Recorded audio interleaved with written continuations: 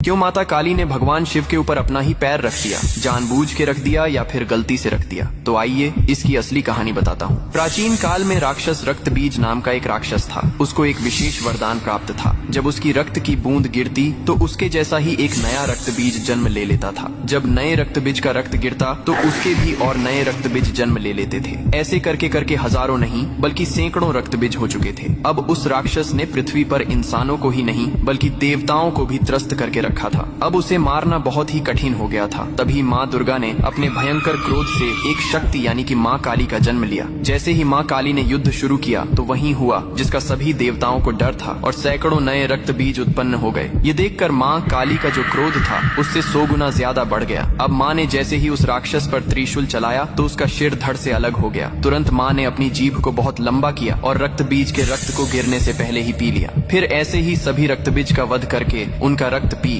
कर उनका क्रोध अब 100 गुना से 200 गुना बढ़ गया था। धरती कांपने लगी थी, समुद्र मथने लगे थे, देवता भयभीत होकर इधर उधर भागने लगे थे। तब देवताओं ने भगवान शिव से प्रार्थना की, हे महादेव, आप ही माता काली के संताप को शांत कर सकते हैं। शिव ने देवताओं की पुकार सुनी और माँ काली के सामने युद्ध भूमि में पहुंच गए। लेकिन माँ अपने तांडव में इतनी लीन थीं कि उन्होंने शिव को भी नहीं देखा। तभी भगवान शिव ने स्वयं माता के चरणों में लेट गए। जैसे ही माँ काली का पैर अनजाने में शिव के सीने पर पड़ा, तुरंत उनका क्रोध शांत हो गया। उन्होंने नीचे देखा तो अपने प्रिय पति शिव थे। यह देखकर उनकी जीभ शर्मिंदगी से बाहर निकल आई। इसके बाद शिव ने मुस्कुराते हुए कहा, हे माँ, तुम्हारा यह रूप सृष्टि के संतुलन के लिए था, लेकिन यह रूप अब धरती पर बहुत धाम से पूजा जाएगा। यही कारण है कि तस्वीर में और मूर्तियों में माँ काली को शिवजी पर खड़े हुए दिखाया जाता है, जो बहुत ही शुभ